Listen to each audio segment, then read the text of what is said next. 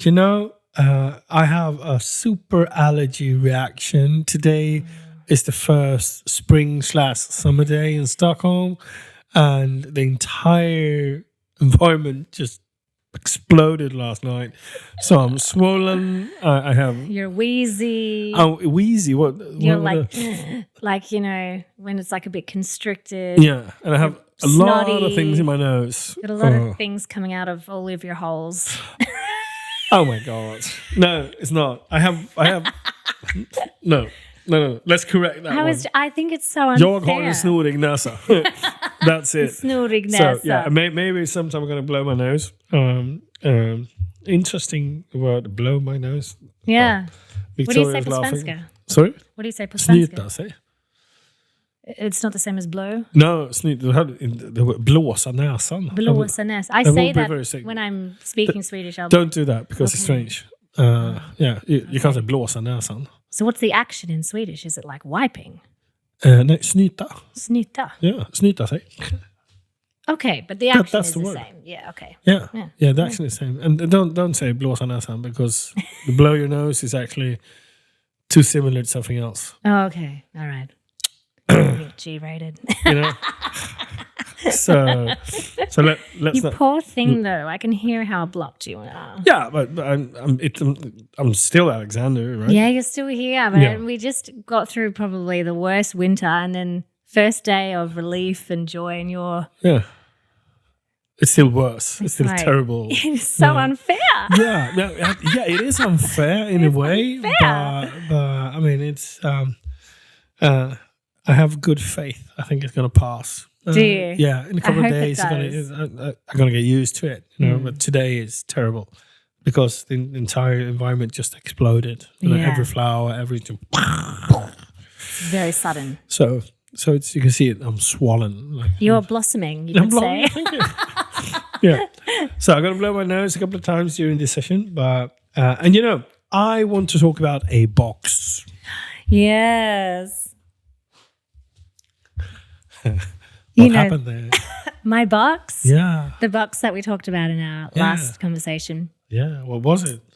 Well, yeah, we chatted at a very important part in my life when I had basically, it was at a time I just about to quit my job and go full tilt into being a freelancer artistic person. I wasn't sure what I was going to do. And because I wasn't sure what I was going to do, I came to you. And then through that conversation, we together came to a point where it was like, I think it might be some kind of show. And then you were talking about put it in the box. You don't even have to worry about it. You don't get to judge it. You don't get to all you need to do now is do it. Because in 10 years' time, you get to open the box and be like, oh, look, there it is. And the box is doing great. Oh, yeah? I'm writing a show. Is it? Yeah, it's a musical. You're shitting me. No. Wow. It's a musical, and it's about Stockholm. Wow. You have to share a bit about that. What's that? Well, I find Stockholm very fascinating. As a foreigner, I find it devastatingly beautiful, but I find it, I think Stockholm is a little bit sick. I think Stockholm, the city, suffers from a sickness. Oh, interesting. Yeah. I just love this. Do you? Yeah. Because, I mean, like, I feel like rude because I'm coming in as like a foreigner. This city, but I love this city. You didn't say anything like that. No, I didn't. No, and I love this city, and I know this city, and this city is my home too. So I love everything. Is where I'm starting to hear a song. I know this city. Love this city. Yeah, but we built this city, but it's a rock and roll. Sorry, rock and roll. There'll be a lot of that. But I do think Stockholm suffers from, it's so strange. Like I noticed it the first place I worked. I was like, there was a guy that one of my colleagues was living in Stockholm, obviously, but he wasn't from Stockholm. And it was like the fact that he wasn't from Stockholm was like a plague in his life. And he was trying everything to be as Stockholm as possible. Mm-hmm. And I was like, what is this like Stockholm pressure this poor guy has? And as I looked around, I realized lots of people suffer from this. Mm-hmm. It's like I need to be living in the right part of the city, and I need to get the right amount of money, and I need to get the right kind of summer house, and I need to go to the correct places for the gym and the correct places to drink and to eat. And it's all rules. And it's almost like people's personalities are secondary because your personality is going to be made up of these very strict things you must do. So if you live in a certain place and you have a certain job and you go to certain places, that's your personality. You nailed it. Yeah.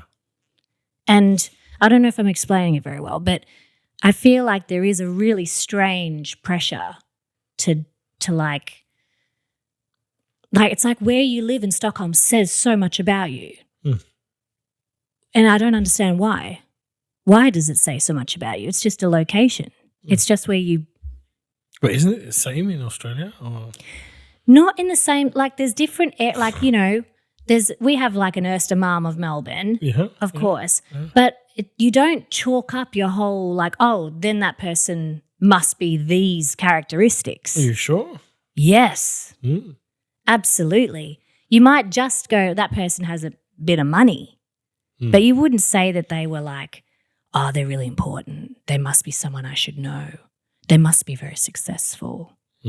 Oh, they've been with this person at this place. They do this yoga club. Yeah. Oh, they're important.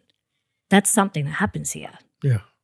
And as a foreigner who's not suffering from, or at least not suffering, but I'm not drawn to that. Yeah. Like I'm like a repellent to that. Yeah. It's very interesting to look at. Yeah. I agree. I totally agree. I mean, I can see it too. Yeah. Yeah. So, I mean, I'm not sure though if it's unique for Stockholm or if it's something Swedish you're referring to. It might be a Swedish thing because I guess an aspect of it is conforming, isn't it? Like we've got to do these things in order to conform. But another aspect that I find a bit, which is what this show draws on a lot, is like a lack of connectivity between people who are geographically very close together. Oh. We don't talk to our neighbours. Ah, interesting. And that's very strange for someone like me. Why is that interesting? Well, you know, it's not like we all go and like sleep in each other's houses in Australia, but if you pass someone, you absolutely interact with them. If you're in an elevator, you absolutely chat to them. If you're at a bus stop, like if you don't chat to someone, they'll be like, what is wrong with you? Yeah. Whereas here, is it total the same but just opposite? It's total opposite here. Yeah, but so it's still rules in the elevator in Australia. Yeah, you're right. Yeah. But it's an expectation. Yeah. Yeah. Yeah. And it's the same in the elevator in Sweden, but the expectation is shut up. Exactly. Yeah. But at least the expectations in Australia are, you know, they benefit you more, you could argue. How? Well, you could potentially spark a great new relationship. You could potentially... Oh, my God. Maybe you get to know someone new. Oh, my God. Imagine that. No. Who wants to do that? You know? Sometimes I'm a terrible Swede and I just get real chatty. And, after the first 30 seconds of shock, 9 times out of 10, people are like, oh, that was nice. Yeah. That was a nice little interaction. Yeah, but I can tap into that because, if I'm for example, out walking in the street with my dog, it takes me like double the time because then if my daughter does it, because my daughter she's not talky, and I talk to everybody. Yeah, good. It's but I'm also I don't identify myself as super Swedish though. Yeah. Maybe it's the fact that I lived in Latin America or something, but I don't. For sure, that would have had it. I'm also raised in a multicultural part in Sweden. Yeah. So that could be part of it. But I think this is interesting that you sort of refer to it as an illness. I think it is. Yeah, I love it. Yeah. Because I don't think people want it. It is unhealthy. It is unhealthy. Yeah. And I think if you cracked open the skulls of most of the people living here, I think they'd say it's not a great characteristic of what is otherwise a fantastic city, a brilliant city. But I don't know. It's like a blocker. It's a very strange. It's a pressure. Yeah. Maybe that's a better word than an illness. It's like a pressure. So that's. I like the word illness. I'm not so modest. So that's what the show is essentially about. Well, it's literally an apartment block of 6 apartments of neighbors that do not know each other, and they get to know each other. Wow. That's it. And they're all really different characters. And the hope with the show is that when you're watching it, you either see yourself on stage or you see someone you absolutely know on stage, or if you don't see either of those things, you'll start seeing them when you go on the train on the way home from the show. You go, oh. That's a beautiful idea. Thanks. Yeah, I love it. I'm enjoying it. I'm enjoying it a lot. Is it 6 people? 6 apartments. 6 apartments. So family. Family. The priest and his wife, a lawyer. You've got this sort of, husband and wife and kids. You've got a solo, very sort of chic hipster, more sort of momish type girl here. You've got the guy who's moved down from the north in one other one. You've got a lady and her husband. There's a Swedish music artist you should listen to that's called Kjell Höglund. Kjell Höglund. Kjell Höglund. Kjell Höglund, okay. You should listen to it because it's very, very characteristic on what you're talking about. Oh, really? Oh, yeah. Fabulous. We're going to listen to it afterwards. You can laugh about it. And he's brilliant because he's spot on a feeling of loneliness that can appear. Yeah. And that is very soothing, and it's very, very it's very common. I think, particularly here in Stockholm, that you can sort of identify with it. Some can identify with it, but they would never accept it, though. But you can sort of tap into that feeling. So. Yeah, it's been a very strange exercise. What kind of music? Is it a musical? It's a musical, yeah. Right. So, are you writing the music too? Yeah, I'm writing the music too. So at the moment, I'm finding a lot of the more emotional and quite like darker songs are really spilling out of me. Like I really need some funny songs. And I'm usually a pretty funny person, but I don't know. It's just the lower hanging fruits to me are the more emotional. Yeah. Like there's this one character who's an old man and he just devastates me.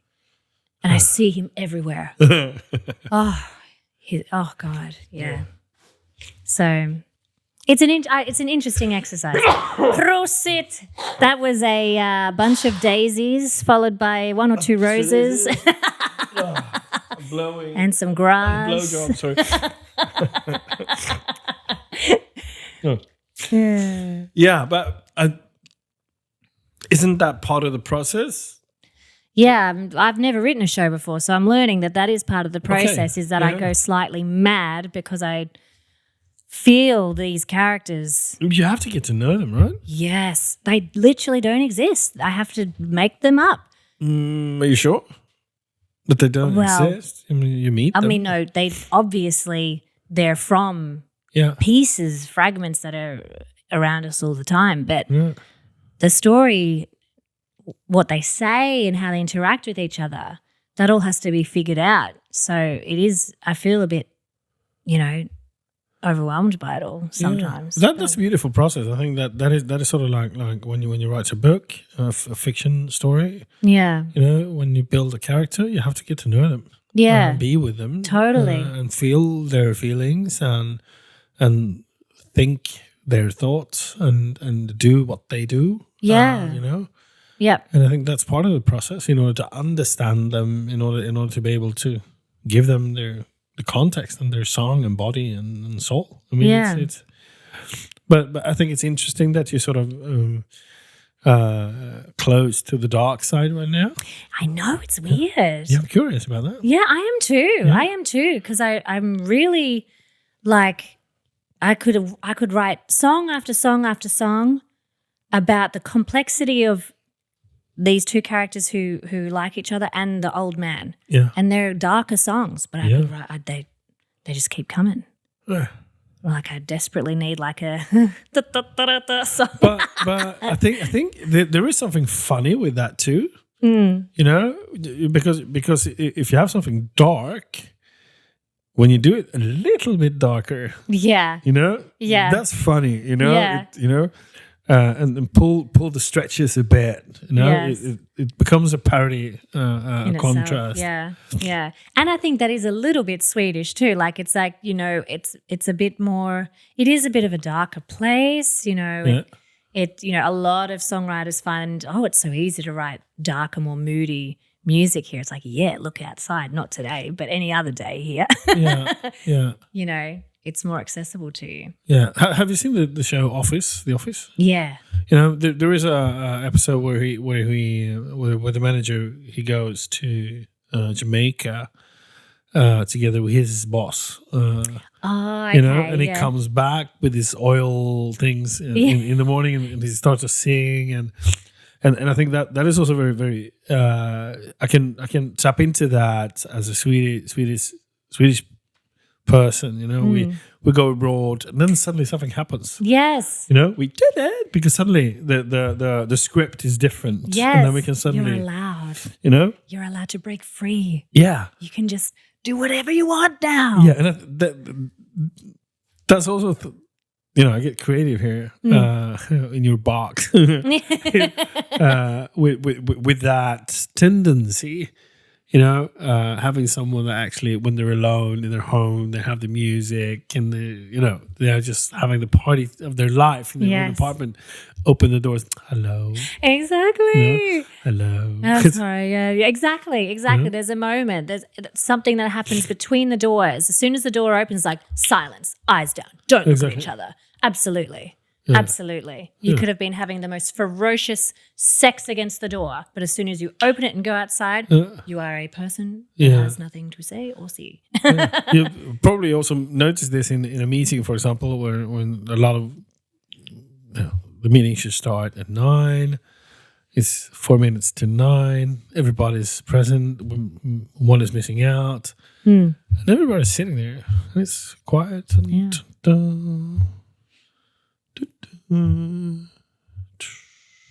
I'm waiting, and then the person comes in. Then suddenly, okay, so let's start. Yeah, you know? Yeah, yes. It's a weird trigger. Yeah, there is an interesting elevator in Stockholm, in Östermalm. You should visit. An elevator. Yeah, an interesting elevator because it has to do with this concept. There is a place called Sturebadet in Stockholm. Yes. You know. Yes. We have our trainings in Sturebadet. Yes. Yeah. You know, so we're in the top floor, in the executive top floor. The round building, and so when the day is over, we take the elevator because there's only one elevator down. Right. And Sturebadet is a bathing spot. It's luxury, high luxuries in Östermalm. It's in the middle of the city. Oh my god. It's a spa thing. And we're on the floor 5, number 5, you know, and then we come to floor 4. And then the door opens, and then comes someone in a robe. In a robe. Oh. Dripping of water. Ah. And we're standing there with clothes. And, you know, and they are half naked. Yeah. Come on. You know, and it's quiet. No, it's not. It's quiet. No, it's not. Yeah, are you serious? Yes, I'm serious. And this is beautiful. This is what I'm talking about. Yeah, you would live in that elevator just because you have a lot of characters there. A lot of characters. Yes. I lived on Östermalm for about 6 months, and I used to go out for coffee just to people watch. Yeah. That area is fantastic. Wow, with that dark voice, that area, it's a mystic. I can't believe people don't speak in that elevator. You know, it is, and it's and everything. No one is looking at no. So this is what I mean. I would be dripping. My God, I couldn't handle that. I'd just be like, "You look like you're having a great time, darling." Yeah. I'm the same, you know, and as people get uncomfortable. Where does this come from? I'm like, you're a Swede. Tell me. Why are you like this? I don't know if I'm representative for Swede, but you're extremely observant and very analytical. Where does this come from? I think it's a beautiful thing. Also, it is, it is somewhat respect for others. It is, I'm not going to bother you, and then you're not going to bother me. So it's mutual respect, common understanding thing. It is also a reflection on I think this is changing, honestly. You think? Okay. Yeah, I think we're in the middle of a paradigm where I think that the Swedish society is actually I think, oh my God, this is. I think we're seeing that the society is closing up. People are getting more afraid of each other. I think we are closing the doors more often. Look at our backs. We're on a very dangerous road to fear. Yes, that's one part. We also have another part that the society is actually opening up. Like people are starting to live in co-living spaces much more. People are starting to I wouldn't say rebel, but ask the question, why? More often, everybody should be at the office from 9 to 5, and there's a lot more people today that raise their hands and say, why? Why? Yeah. But why do we have to? Why can't we schedule that to Tuesdays and Thursdays? And the other day, I'm going to be at home and do a better job. Why can't I? Distance working. Yeah.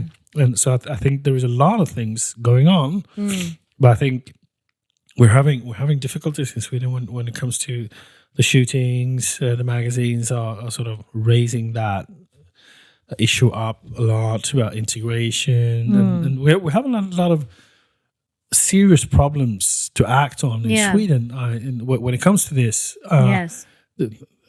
It's a very long way from this discussion to the elevator in Sturebadet, but I think it has to do with each other. I mean, and there's also a generation shift. Yes, where the older generation is not used to talk to each other in sort of that way. Exactly. Another example of this is, for example, what is your perception of people that come from the north in Sweden? From north of Sweden? Yeah. Well, they barely talk even less than Stockholmers do. All right. So that is a prejudice that I also had, that they also have. But it's not true. It isn't. No, not at all. I'm working with a huge company up north, for example, and I was having a lecture for 500 people there, and I sat down in the taxi from the airport to the location. Blah, blah, blah, blah. Yeah, and the guy was talking about the change in the city. He was exaggerated. He was like super energetic about the change, about Kiruna. Wow, and it's huge, And then I came into the hotel and I meet this young guy, and he says, "Hey, welcome to Scandic," and he gave me a hug. Wow. And that's a guy called William, and I mean, he and I, we're friends today. Yeah, great. And then I enter the place where I'm going to have my talk, my speak, and hey, Alexander, welcome. Blah, blah. That's so nice. Yeah. So and the funny thing is, this was the first thing I addressed when I was on stage. And saying, you know what, I had this prejudice about you, that you're not talk, you don't talk, you don't, That's not true. No, it's not. So then what? So is it a Stockholm thing? No. I'm just thinking that. Is it a main city, country town thing? No. I think that Sweden is under transformation. Yeah. Well, I think you're right in the sense of, I think a lot of countries are, because Australians objectively talk more to each other, talk more to strangers than the average Swede does. Yeah. It doesn't mean that they're connecting with each other. Exactly. Yeah. So I think it's more obvious that people are not connecting with each other here. Yeah. But it's maybe not so obvious in Australia, where it can be very surface level in Australia. Yeah. You can have entire conversations with like a shop assistant in Melbourne, and you're just grazing the hair, the very top of your hairs on like depth. Yeah. And you can hover around there for like 20 minutes.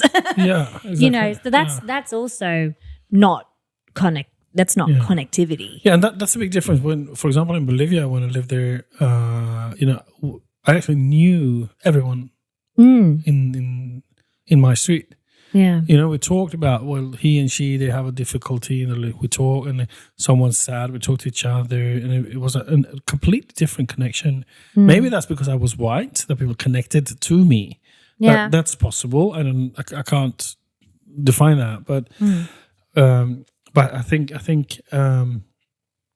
I think here in Sweden, the understanding of the importance of connectivity has raised. Yeah, I think you're right. And I think there is a lot of people that comes out from school. They got learned that the world functions in a way, and they start to discover that the world is changing. Yeah. This is not how the world is done. And we are learning right now and defining. I hope and believe that this is actually under change, and that's why I think that your musical is actually brilliant. Because it can actually be a reflection of that transformation, Yeah, you're right. You can sort of start in the super prejudice image and idea and feeling of Sweden, Totally. and it makes sense that you're in the dark place. Yes, because Sweden is dark. Yes, we can embrace pain. We can embrace hard work, war. Yes, and that doesn't mean we're unhappy. No, although no. that we're having difficulties when it comes to how we feel and how we express ourselves. We have to. I think we're under training right now. Yeah, I like that. I think you're right. And that's the show is. I mean, I've always sort of in my mind thought of it as like it's like what would happen if you just talk to your neighbors? Maybe it is actually. This will eventually happen. Yeah, and I think it is happening. It's starting to happen. I have this beautiful event when I moved to the Söder where I live in the house, and I had my first kräftskiva. I love a kräftskiva. Yeah, and this was like a month or 2 months after we moved in there, and it was just me and my friends. And the same day, I heard about the neighbor in front of my house. And he was dying of cancer, and I was walking around and telling my neighbors that, welcome, come down to the kräftskiva. I'm just new to here, and new neighbor, hello. And I suddenly realized that I entered the Swedish trap because the neighbor said, no, you don't have to. He's dying. He's not going to come. Okay, so I walked by his house, and then I regret myself. Wait a minute, why shouldn't I? Yes. So I went back and I knocked on the door, and there was nothing. And I knocked again, and I knocked a third time, and I was persistent, Yeah. And then suddenly I hear his walks and his steps, and he opens the door, and he's very tired, and I can see that, wow, this guy doesn't have many days left. I said, hello, my name is Alexander. I'm going to have a kräftskiva. And he said, no, I don't have the power to. And I don't know why or how, but I just leaned forward and I said, but listen, maybe it's going to be your last kräftskiva. Wouldn't it be worth it? It would make me happy if you would, honor me. And he was like, we'll see. Yeah. And I went, and then 3 hours later, suddenly I see the door open. He came. And he put on his black trousers and his black T-shirt with his Elvis Presley logo and his Elvis Presley haircut and his bottle of wine that he bought over in US. Oh my God. Elvis Presley wine. He came down, popped that wine, poured out, ate a kräfta and talked a bit. And then he said, I can't be here anymore. Yeah. I have to go back. But thank you. Wow. And he went back. He died 2 days later. No, yeah. did he? Yeah. Oh, it was his last party. Was his last kräftskiva. Yeah, and his son actually came and talked to me later, a couple of months later, and thanked me for that. Wow. Well, he shared it to his family. See. That he went to a party. And they were just like, what? Oh, I love that. Yeah. So I mean, love that. I think This is the essence. There's similar moments to that in this show. Wow. You just push. And push. You can take this one push. if you want to. And it's And And what does it Thank you say? for being you, because that is so important. And those moments really, I mean, they made a hell of a difference. I don't know if it's me. Yeah, thank you. Thank you very much. I mean, I'm just doing who I am. So, you know, it's. But thank you for doing it. Yeah, thank you. Thank you for doing it. Yeah. And it's I think this is the luxury of living abroad. You know? Yeah, I reckon you probably would have done that even if you hadn't lived abroad. Just think I'm it's not probably sure just of who you that. are. I'm not sure of that. Oh, maybe. We don't know. No, we're not. But the result of you just being in that place and like, what a difference just knocking on a door makes. Yeah, but he made it different for me. Yeah. Oh, absolutely. You know, it's not one way. Yeah, no, it's really not one way. And that's what it spreads. Yeah, because I felt that I can't sit having a party knowing that he's not there. Or you couldn't sit having a party knowing you hadn't at least asked him. Exactly. Because imagine if he heard who it am and I thought, then? you know. Who do I become then, Yeah. you know? And we're defined by our Even actions. if he hadn't have come, lives. it would have made a huge difference just to have been asked. Yeah, of course. And to connect with you. Of course. And to think about it. Could I logistically go? Like, that's great. Yeah. That's I so think, important. Yeah. I don't know if this is Swedish, or I think it's an understanding that, I mean, for me, life is so much more than the daily Jew. It's much more than neighbors and going shopping groceries, or it's what do I want with this day? What do I want to achieve today? Who am I? Who do I want to be when I go to sleep tonight? You know, was it worth it? You know, this day, today, yes or no? You know. And if it's a no, then fucking do something else in your life. You know, it's and that is I don't know if it's understanding or insight or power but I mean this life is so beautiful And it's so short. It is. No, it's not short. It is. No, it's not. You have it is. all the time of your life. You know, you have exactly the entire amount of rest of your life. Yeah, that's true. You have the entire amount of the rest of your life. Yeah. Whatever that means. That's very whatever good. that means, and it's up to you. You know, and Have you seen the 3-part Arnold Schwarzenegger series? no, I haven't. It's great. Wow. It's really good. He's a phenomenal person. Yeah. But he has this wonderful saying that really, Victor and I both remind ourselves of this all the time. It's so simple, but it's what you're saying. And Arnold, he asks himself every day, or he demands of himself every day, be useful. Yeah. I like that. Yeah, be useful. Be useful. I mean, not for yourself, to others. You know? Be useful to anyone. Yeah. It could be anything at all.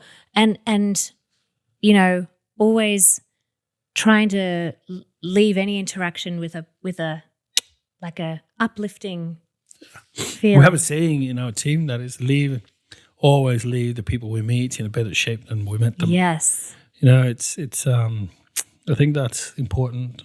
It's an attitude. I had a wonderful thing happen to me the other day that I want to tell you about. And it's dramatic, but it really made me go, yes, Stockholm. Yeah.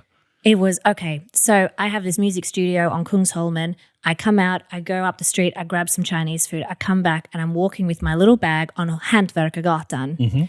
And there's this like big, you know, this one of these intersections and they're digging the ground up. So there's all this crap everywhere, you know. And I'm walking down and I hear this crash and a scream. And I look around and this old guy has totally fallen over. And this woman near him is like, ah! And he must have fallen without, like, he couldn't brace his fall. So it's like he fell straight on his head and he was really bad. Wow. And like I ran on the road, we're stopping traffic, we're getting the guy up, we're bringing him in, you know, nothing was broken out. So we brought him over and put him on a chair and, you know, but all of a sudden, that little corner of Stockholm came to life. And the guy from Office Depot was like, I'm going to call an ambulance. This woman came up and she's like, here, have my handkerchief. And we're putting it on his head and holding it so it stops the bleeding. I'm there with his, like this on his head. This other lady's like, I'm going to go to Apoteket and get those like, because he was really cut open here. It was like this. And she's like, I'm going to get some of those like sticky things to hold the skin together before the ambulance gets here. And, we're getting him water, fixing his glass. And, the guy was all right. He must have had adrenaline pumping through his veins, but he was like, I'm okay. Like, he was really injured, but he didn't know how injured he was. It was all here. He was 85 years old. Yeah. And he'd bled all over himself. But every single person who came up or down that street came over to us and said, can I do anything? Yeah. And we were like, it's under control. Thank you for asking. Yeah. And I reckon 20 people asked us if they could help us. It was amazing. Yeah. It was so I good. think we need more of that images. Yeah. Because I think they are more true than the ones we see in the media. Yes. Yes. When shit hits the fan, people are there. Yeah. And I would say that's the Swedes, actually. And if there is no shit that's hitting the fan, then shut the fuck up and stay in the elevator. Yeah. Because I think that's it. It's like, I'll help you if shit hits the fan. Yeah. If there is no fan experiencing any shit hitting it, then I'm assuming you're fine. Exactly. Exactly. That is the Swedish mentality. Yeah, I think so. I that's cool. That's cool, I guess. Yeah. Yeah, it's nice. It is very respectful. It is. Yeah. Sometimes you don't want to chat to anybody. You don't. Yeah. So what is it with Aussies and Sweden? There is a crossover, isn't there? Yeah. We keep hooking up with each other. Why? Why is that? Well, we both live in extremes. Oh. I think that makes a big difference. We both live it's not a cakewalk living in Australia, just so you know. It's not like living in LA or San Diego. Like, it's hot. It's uncomfortably hot. In Australia. Yeah. Yeah. All of our coast burns down every year, sometimes worse than others. Like, it's not easy. So I think a lot of it is down to that we both live in very extreme climates. And I think there's a really, I don't know why, but it's like you see a Swede and Australian and something about our personalities. Like, I don't know. I make Victor's Swedish, my husband. When I met him, he was a bit stiff. He's a Stockholmer, and now he's the silliest little sausage. I have ruined him. The silliest little sausage. He's such a silly sausage now. Yeah, cool. So I don't know. I think there's a good mix of, like, I feel like I'm more in touch with my feelings. I feel like I'm more grounded because of him. And I'm only speaking of my experience with Victor. I can't speak for everyone. But I do feel like, a lot of my Aussie mates who are with Swedes, we've got similar personalities in our in the partnership. Yeah. One is a bit more grounded and a bit more, much more sort of responsible. Better, like, I don't know if that's in the education here. It's just very capable people that can really do things here, whereas we can be a bit nuts in Australia. Okay. And by our powers combined, it works. Yeah. You've got the silliness and you've got the robustness. I don't know, it just two puzzle pieces. Silliness and robustness. Yeah. And out comes a little sausage. A silly little sausage. So, we met like 1.5 years ago? December, 1.5 years ago. 1.5 years ago. Wow. And what you been doing? What you been up to since then? Well, I quit my job not long after I spoke to you. Yeah. I knew I was quitting my job when I spoke to you. Yeah.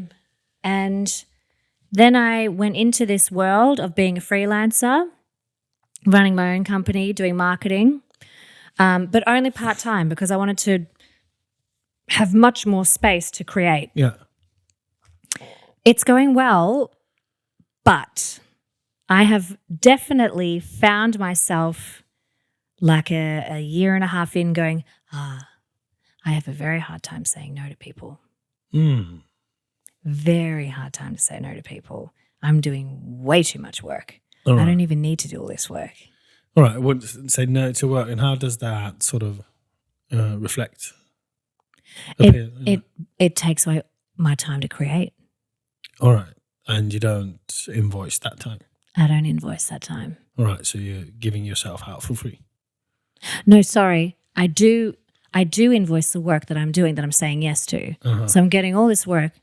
I'm getting you get paid for it. more money than I need, but I'm not writing any shows, or I'm not writing enough. Okay. Yeah. Okay. So I quit my marketing job, and all I'm doing is marketing. Yeah.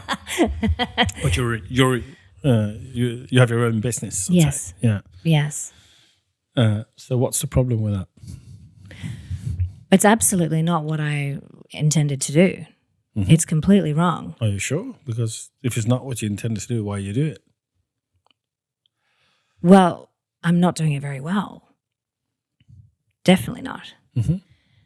But I had a thought about this. Number one, I think I'm so used to not having money that the thought of saying no to a job that I could just do, like, hi, can I have this campaign? Yes, I know exactly how to do that. Mm-hmm.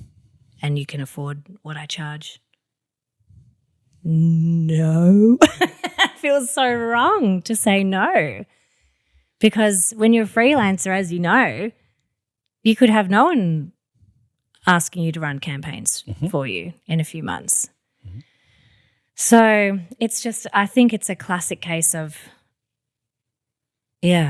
just being scared to say, I'm too scared to say no to work. Mm. And at this stage, I know I've never not been able to work. I've never not been working. Mm. So surely I'm. Are you sure of this? Because I'm thinking about the creative process of writing a musical. There are like, for example, I'm writing right now. I'm writing right now when we're talking. Mm. I'm writing when I have a coaching session. I'm writing when I'm having a dinner with my daughter. I'm writing when I'm out with my dog. Because it's part of a creative process.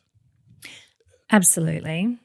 You know? I couldn't not be working at all. I get that. I need to be involved in the world, culture around me. I have a question here. Yeah. And the question is, are you sure that you're not working with your musical when you're doing the other kind of jobs? I'm pretty sure. I'm by myself. Mm-hmm. I work alone. Do you listen to music when you work? Sometimes. Do you dance when you work? Sometimes? No. You should dance more then. I should dance more. Yeah. You know. Yeah. I'm not saying against you, but I think you said earlier that you haven't done this before. You haven't done a musical before. Yeah. You know. Yeah. And I think be curious. If I could give you some kind of tool here, it's be curious on. So how is your creative process? What do you need in order to be creative? Because I think one of the first things of being creative is feel safe. Mm. You know, feel that for example, I don't have to be worried about my income. Yes. You know. Yes. So if I sort of if that is a drive, use that drive.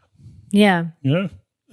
You're bang on about that. That is for sure. Yeah. That if I wasn't financially secure, I know that kills my creativity. Exactly. I cannot do it. I'm far too. I've got friends who can live like that. So the interesting question is not why you can't say no to business. The interesting question is why you're not prioritizing your musical. Yeah. Well, the reason I would tell you, because I haven't had enough time. That would be my go-to answer. That was my question. The question is why if you have the safety in place, so what hinders you from prioritizing your musical? It is time. I need to live in this world for like hours. like a chunk of time. I need to be these characters for like half a day. Then I write a song. And that takes 45 minutes sometimes. But it's not the type of, at least what I'm learning about myself, and maybe I'll get better and faster as I go. Yeah. But I personally need to like swim in these characters' oceans. All right. Then a question. What would happen if, let's say, in apartment number 4, there is this boring guy called Lars? Yeah. You know? What would happen if you start a couple of days each week when you're working with your marketing things that you worked as if you were Lars? Hey, I am. How would he do it? How would he do it? How would he stand, sit? How would he organize the table? How would he hold up the phone? How would he walk when he talked in the phone? Oh, that's cool. So sort of integrate your characters in your daily journey. When you wake up in the bed, decide yourself that this week I'm going to be Lars. Yeah, I see. And your silly little sausage will be just, what the fuck is going on? That she usually is. Integrate the characters. Oh, that's a good idea. Make them alive. That's a good idea. Because you know what? That is a great idea, because at the moment I feel like I have these two very separate worlds that are at odds with each other. Yeah. They don't belong in each other. It's like this Sheona does marketing, and then I have to be a totally different person to do this show. And so one negates the other. But that means that I can at least have a foot in that world. And that's what I'm saying. I don't think that you can, and this is my personal point of view, I don't think that you can enter the creative process and then get out of it. Enter and then get out of it, because that's time waste. Because you're never going to get finished. No. I can't write a book I have to write it all the time. Yes. So I have an open document in my telephone. It's the same document in my iPad. It's the same document in my computer. And the second I get an idea, it pops up, it's there. Yes. And I can just enter a line, a text. That's so it's part of the process. Yes. And I don't think it's so different from yours. You have an ongoing, it's like writing a book. Yeah. But it it does take a long time. That doesn't bother me. But yeah, I feel like I've been trying to fragment the time. Whereas what you're saying is you should just be always. Yeah. Doing it. And then free Saturday, Sunday, of course. But so have you defined the characters in the? Oh yeah. They are defined, you know them? Yes. And go ahead. Yeah. Next week is May, the first week of May. So what's the character? I need to pick one. Who am I going to be? I'm going to be hippie girl. Yeah. Springtime Sweden, hippie girl. And be her for a week. That's a great idea. Yeah. How does she eat breakfast? Yeah. And be curious on that in your own home. Yeah. And use that. Yes. Yes, I'm already, my mind is I see that. Already. And the interesting question is still, why don't you prioritize your musical? What hinders you from that? Oh, it's probably the most terrifying thing I've ever tried to do. It's extraordinary. How do you know that? I've never cared about anything this much. All right. Care and afraid of are two different things. So how do you know you're afraid of it? Well, I'm definitely afraid that I'll fail. Have you failed yet? No. Because it's still in the box, right? Yeah. Yeah, but I mean, it's a fear that what if How do you know? I don't know, but it's a fear. How do you know? I don't know. So how do you know? I don't know. If you don't know that it's a fear, why are you trying to convince me that you're afraid of it?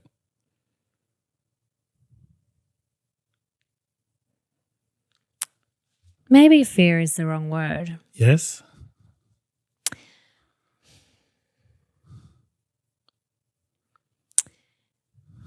I think, you can tell me what this is because I can't label it. But when I started doing this,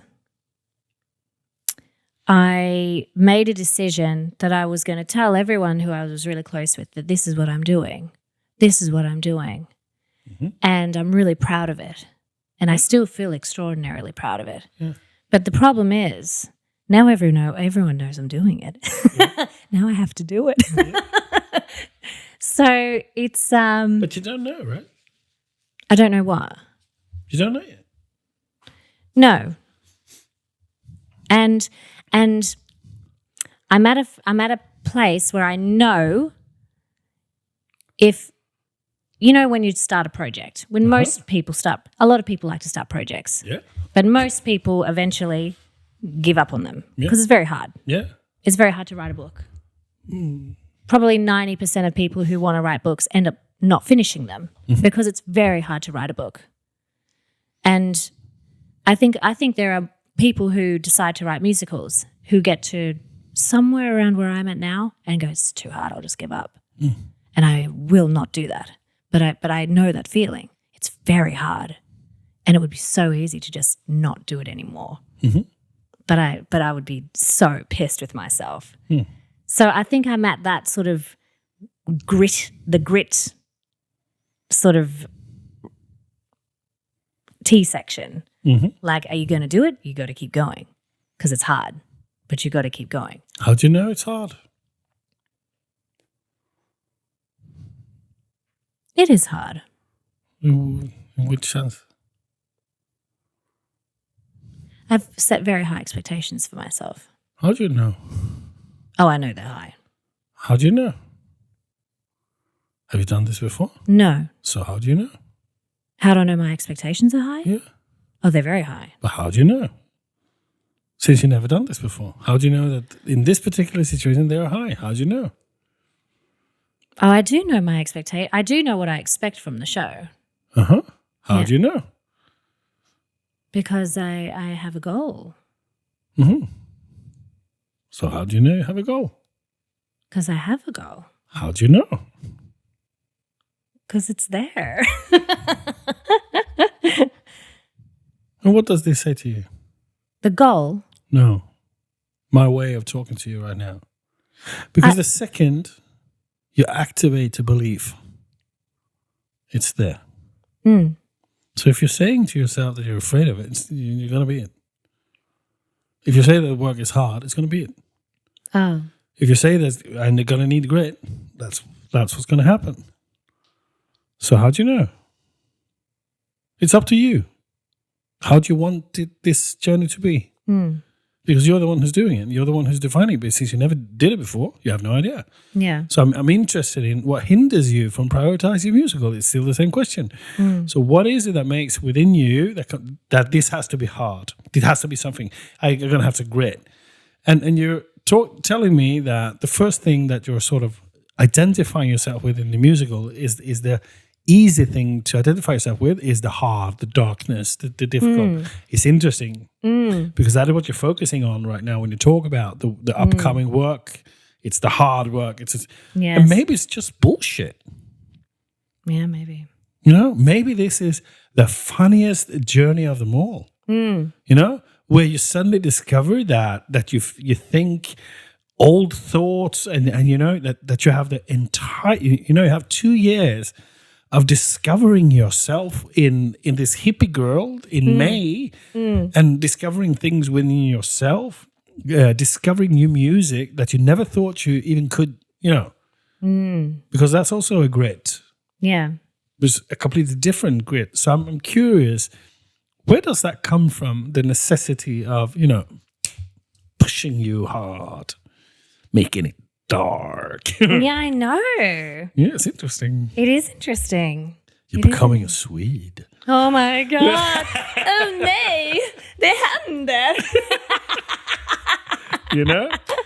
So it's interesting that. Yes. I mean, you know? Yes. It's I wonder if this has come maybe this has rubbed off a little bit. I wonder if this has rubbed off a little bit from my gorgeous husband who is an elite athlete.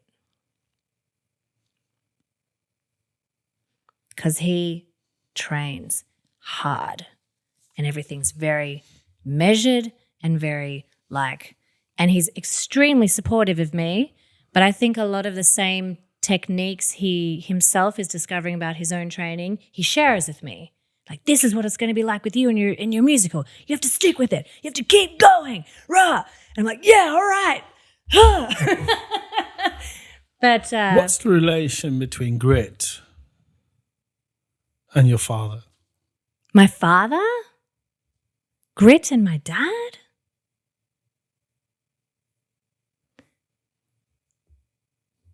I don't know if I'd use that word to describe my dad. So what word would you use to describe your dad?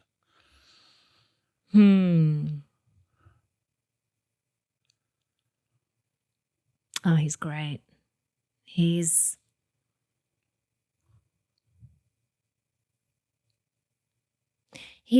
rich. Prosit. Rich, not the money version of rich. He's very, there's a lot of layers to Ken Urquhart. He's a wonderful So man. what's the relation between grit and your mother? She's not gritty. She's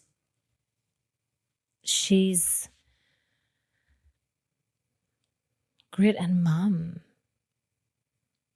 No, I don't think she's particularly gritty. No.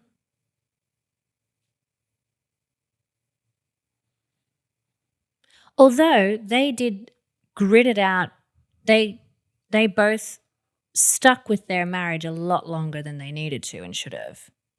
Maybe that is grit. Yeah. Because they did that for us. So they didn't give up. No, they didn't. They decided, and it was a wild decision. They decided to stay together until I had finished school. And I remember being like, that's such a stupid reason. Like, just divorce now. So it's your responsibility that they lost a couple of years. I guess so. Yeah. It's a nice little gift. Thanks. Yeah.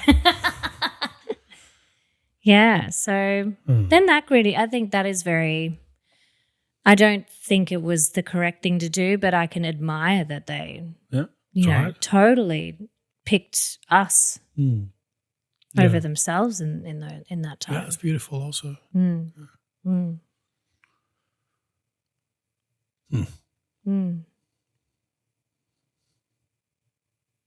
Let the joy in your creative process. Yeah.